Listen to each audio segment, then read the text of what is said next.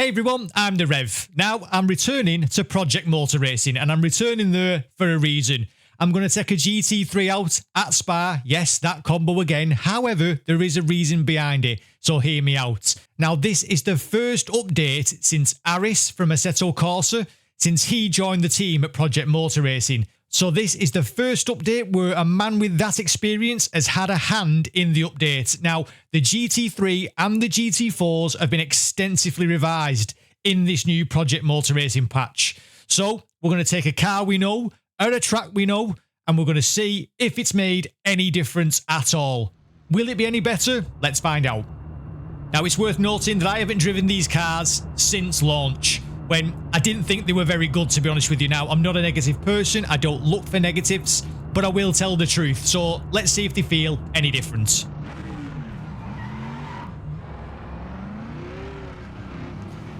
Let's get them on track. We'll give it a lap or two as well so that we warm the tyres up nicely. Graphically, it doesn't look terrible by any stretch of the imagination. In fact, it's probably a lot cleaner than it was when I last played it. Performance seems good. 100 frames per second. We are using DLSS quality mode.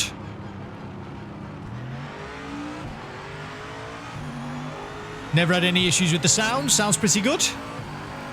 But we're here for the handling. We're here for the handling model.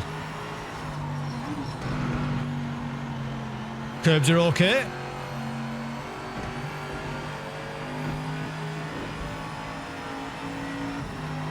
We need to actually get up to speed, get the tyres up, the brakes up, before we can make any kind of judgments.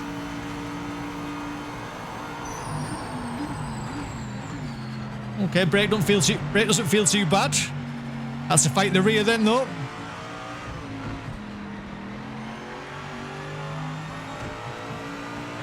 Okay, early impressions, very early. That's not bad. That's not as bad as it was by any stretch of the imagination. In fact, it was nowhere near.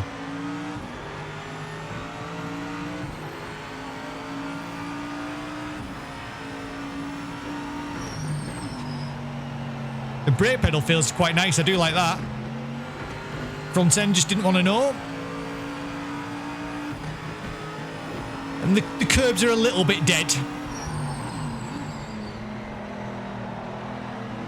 Maybe I could turn that up in the force feedback settings. I think I probably can. There's lots and lots of settings on Project Motor Racing. How's the AI? Is he going to be willing to let us go? So we can try and start to push on in this GT3.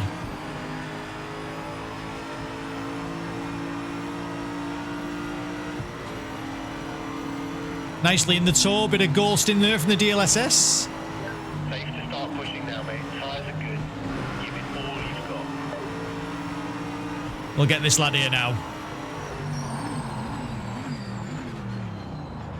Didn't turn him, which is nice. He's still there, though. Come on, mate. It's not an AI test. Play the game, lad. Play the game. It's not an AI test. It's a handling test.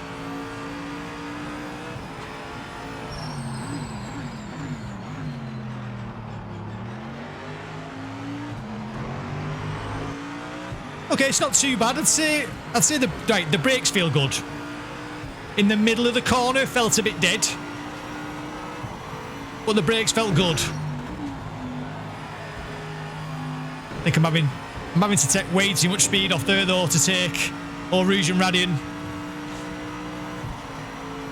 Not a massive amount of information about the front end. Massively improved, definitely.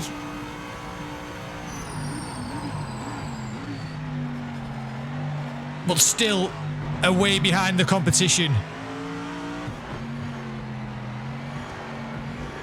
I'd say it feels at its best there through the medium speed.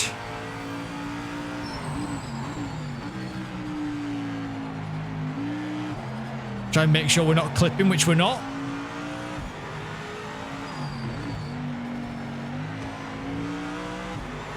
But that doesn't feel too bad. Like I say, the medium speed feels pretty good.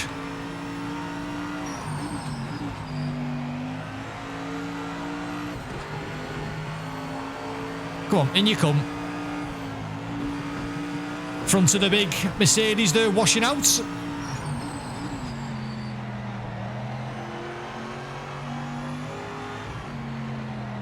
But I'd definitely say that medium speed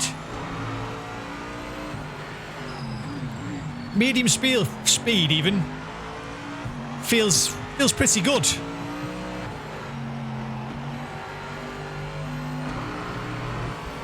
That's not too bad. It's certainly a vast improvement from the launch version.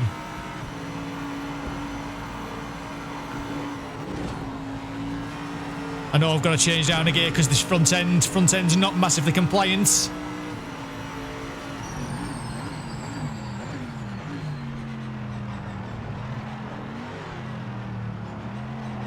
Ooh, loads of rotation there in the throttle, way too much rotation. So at slow speed, it still needs a bit of work. That's the fastest lap of anyone.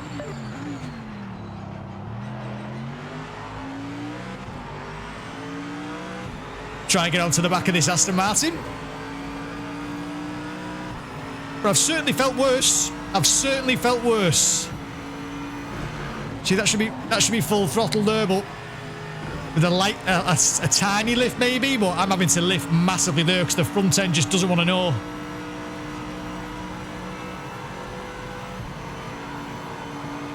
Plenty of overspeed now on the Aston Martin. We'll get him done before we even get here.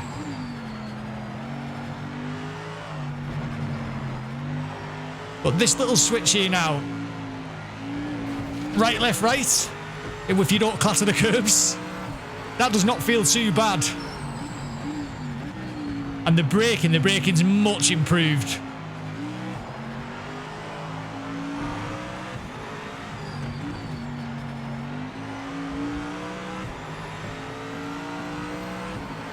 Yeah, I'm impressed. I'm impressed by the jump. I'm not impressed by the handling, as in there's still many a sim out there that does GT3 better.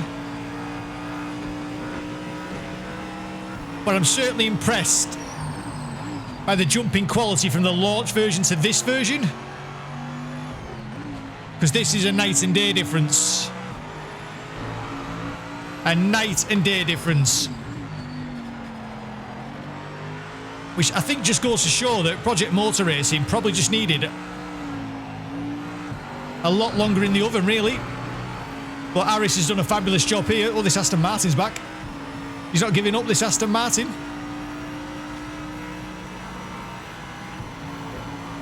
But I'd say it looks like Aris and the team, not just one man, obviously, have done a good job.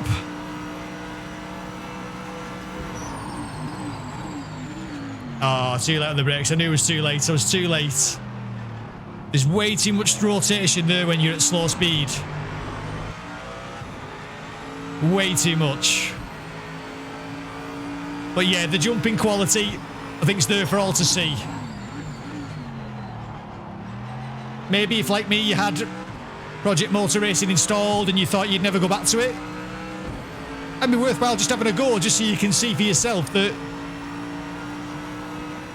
trajectory-wise,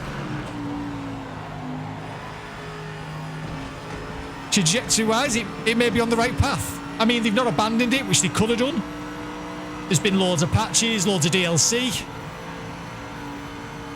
I mean, Ian Bell has now been replaced at Project Motor Racing. Which I think, I have to be honest and say, I've obviously got nothing personal against the bloke, but he makes extremely bold claims. Extremely bold claims that, in the long run, are just going to hurt your product.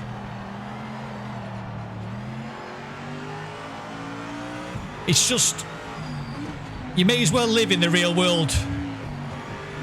If I was on Tinder, which I'm not, but if I was, and I put a picture on there of Ryan Reynolds, and then on that Tinder date I turned up, guess what? That lady's not going to be impressed. Not in the slightest. Because if I'm claiming that I look as good as Ryan Reynolds, and then I turn up, then yeah, they're going to be left disappointed. And that's what happens with Project Motor Racing. It's the best AI we've ever had. It's the best AI you've ever seen. And it's like, it really, really wasn't. The most advanced physics and handling model, again, it wasn't. But that is certainly much improved. I've driven worse in my time. Project Motor Racing is obviously another one that's available on console, so it's good for the console players that it's not been abandoned.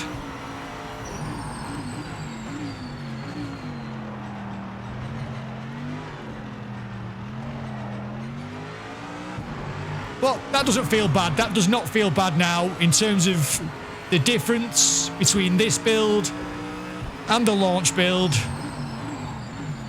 You can comfortably say that's a night and day difference. It's still inherently got its problems, yes. But it appears to be much improved. I'm not going to say rush out and buy Project Motor Racing. Just as we got the hang of Aris and Radian. Yeah, I'm not going to say rush out and buy it because there are better sims out there, 100%. However, I think it's just maybe with Aris on board, if this is what you can do in the short space of time that he's been there, he's guide the team in this direction, then it might just be able to keep itself as part of the conversation.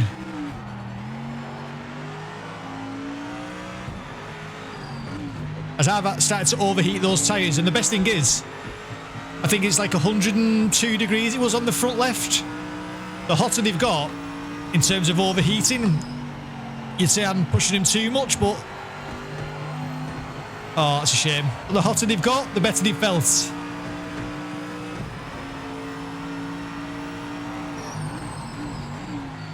It's worth noting that the AI is on 65% and I can't get anywhere near him. So I'd have to lower that AI right down. But yeah, so that's a very quick look at the new handling of the GT3s on Project Motor Racing. As I say, should you rush out and buy the game? No, you shouldn't. But it's heading in the right direction. If you've already bought it, if you've already shelled your money out on it, then you never know. At some point or other, it might be something that you sit there and have a good time with. Which I think you probably could do right now. This is not bad. As I say, I've certainly felt worse in my time. So yeah, much improved. I hope you've enjoyed this quick look. As always, I've been the Reverend. Thank you very much for watching.